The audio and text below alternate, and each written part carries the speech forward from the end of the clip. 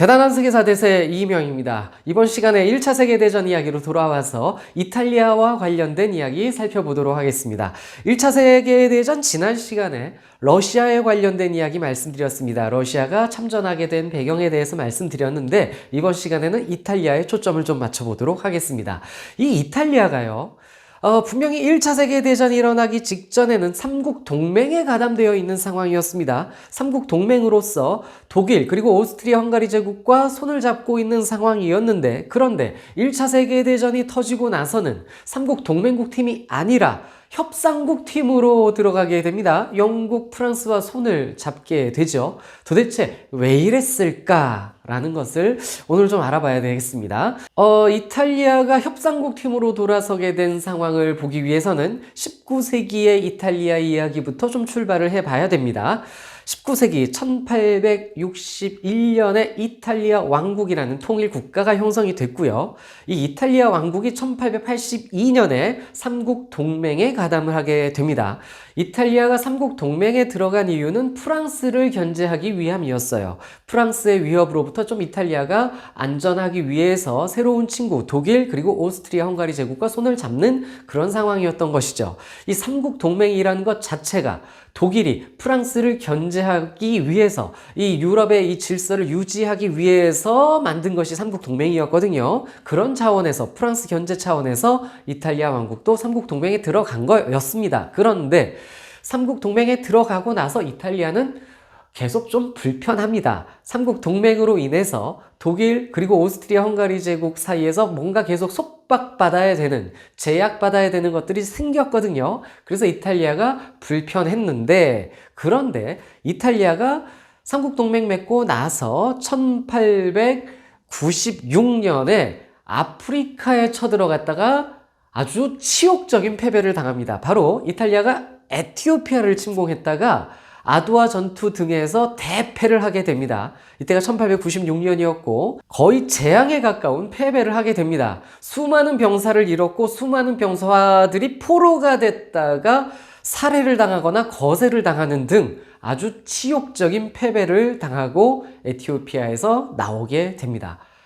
이 일을 겪은 후 이탈리아 왕국 정부는 국민들의 비난을 받아요. 특히 이탈리아의 민족주의자들, 그 다음에 이탈리아의 우파들, 특히 극우 세력들, 이런 세력들이 이탈리아 왕국 정부를 맹비난하게 되었고요. 그 다음에 이 패배 이후에도 이탈리아가 전쟁에서 진 것만이 문제가 아니라 경제 상황도 몹시 안 좋았거든요. 이 악화된 경제 문제 때문에 이탈리아 왕국은 많은 비난을 받게 되는 그런 상황이었습니다. 자, 이렇게 국민들의 비난을 받는 이탈리아 왕국 정부에게 손을 내민 것이 이때 프랑스였어요.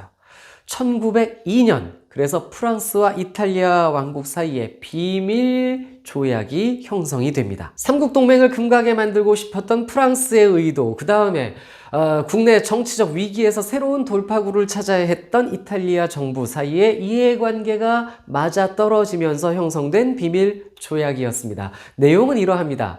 프랑스가 이탈리아에게 아프리카 북부 트리폴리타니아 지역에 대해서 마음대로 할 수 있는 그러한 권한을 주겠다라는 약속을 하게 됩니다. 이 트리폴리타니아 지역은 이 리비아 서북부 지방이에요.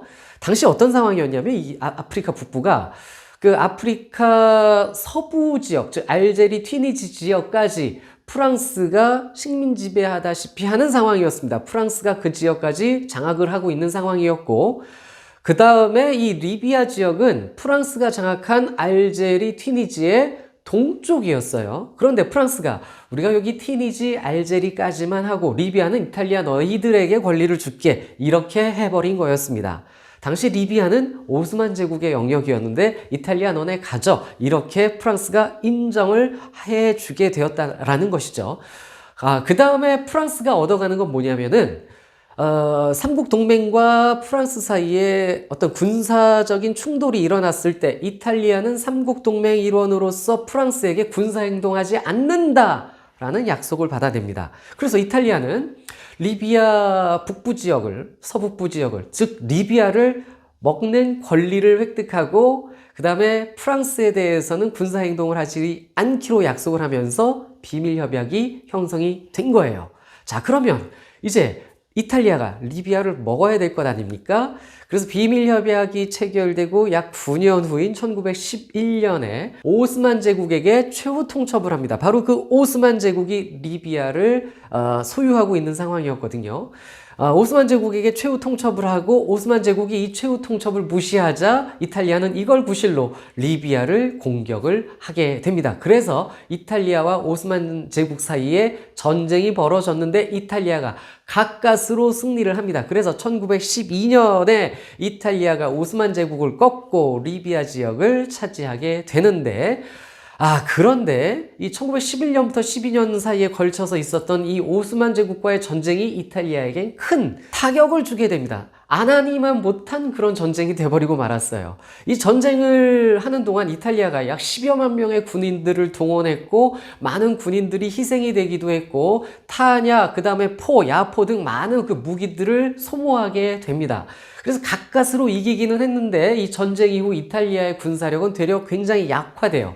그래서 1914년, 2년 후에 1차 세계대전이 터지잖아요. 그때 이탈리아의 군사력은 매우 약화되어 있는 상황이었습니다. 이탈리아 군사력이 워낙 약화되어 있어서 독일 그리고 오스트리아 헝가리 제국도 이탈리아한텐 그렇게 큰 기대를 애초에 하지도 않았었다고 해요. 이탈리아는 유럽에서 군사력이 그렇게 강하지 않은 약한 그런 이미지가 좀 있었거든요. 그래서 슐리펜 계획이 세워질 때 독일은요, 이탈리아를 거의 배제하고 계획을 짰었던 거고요. 오스트리아 헝가리 제국도 이탈리아한테 큰 기대를 하고 있지 않았었습니다. 그럼에도 불구하고 전쟁이 날 경우 이탈리아가 삼국 협상국 팀 드는 것보다는 그래도 동맹국 팀으로 가담해 주는 게 조금이라도 도움이 되기 때문에 독일은 이탈리아와 협상을 시도를 계속 했었어요. 그래서 전쟁이 난다면 라인강 지역에 이탈리아 5개의 군단을 보내주기로 약속해라 라며 독일이 이탈리아한테 계속 요청을 했는데 이탈리아가 이 약속을 계속 하지 않아요. 안 하다가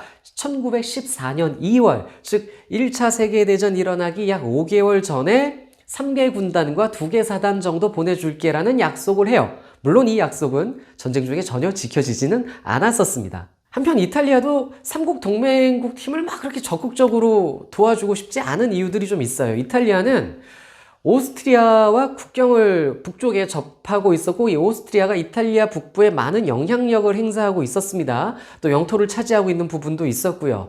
이탈리아는 그래서 장기적으로 오스트리아를 치고 올라가서 이탈리아 북부 영토를 회복하고 싶은 그런 야심이 있었어요. 그렇기 때문에 굳이 오스트리아랑 그렇게 적극적으로 친하게 도와주고 이럴 마음이 없었던 겁니다. 그런데 1914년 1차 세계대전이 터진 겁니다. 오스트리아와 이 세르비아 사이에서 문제가 생겼죠. 오스트리아 헝가리 제국과 세르비아 사이의 문제로 오스트리아 헝가리 제국이 세르비아를 침공하게 되자 이때 이탈리아는 중립을 선언해 버립니다. 삼국 동맹국 팀을 도와주지 않고 그 편에 서지 않고 우리는 중립! 딱 이렇게 외쳐버렸습니다. 왜 이럴 수 있었을까요? 사실은 동맹을 맺었으니까 당연히 동맹국 팀으로서 참전해 주는 것이 마땅한데 그런데 이탈리아에게 좋은 구실이 이때 생겼습니다. 어떤 구실이었냐면 삼국 동맹 맺을 때 그 동맹 내용 안에 오스트리아 헝가리 제국이 발칸반도에서 군사행동을 할 경우 이탈리아와 사전 협의를 하기로 동맹 조약 내용에 있었습니다. 그런데 오스트리아 헝가리 제국이 이탈리아와 협의 없이 발칸반도에서 침공을 시작을 한 거예요. 그래서 이탈리아가 이걸 구실로 우리 동맹국의 내용을 그 약속 내용을 오스트리아 헝가리 제국이 먼저 지키지 않았다라며 이걸 구실로 중립을 선언한 겁니다.